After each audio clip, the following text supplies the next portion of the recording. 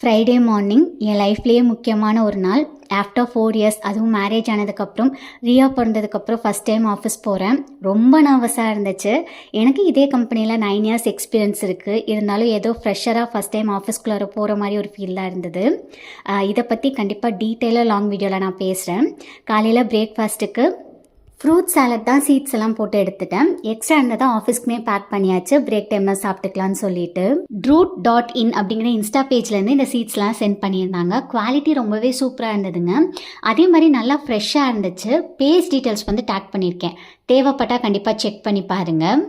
Up and down டோட்டலாக 6 hours நான் travel பண்ணுற மாதிரி இருக்குது. ரொம்பவே டயர்டாக இருந்தது. ஈவினிங்கே அம்மா ஃபோன் பண்ணிட்டாங்க, டின்னருக்கு நீ தனியாக எதுவும் குக் பண்ண வேண்டாம், இங்கேயே செஞ்சுக்கலான்னு சொல்லிட்டு. வீட்டுக்கு போனதுக்கப்புறம் ரெஃப்ரெஷ் ஆகிட்டு அவங்களுக்கு கொஞ்சம் ஹெல்ப் பண்ணேன். ரியாவை ஹோல் டே வச்சுருக்கிறதுனால அவங்களுக்கு கண்டிப்பாக எந்த வேலையுமே ப்ராப்பராக செஞ்சுருக்க முடியாது. ஆனால் ரியா ரொம்ப சமத்தாக இருந்துட்டாங்க.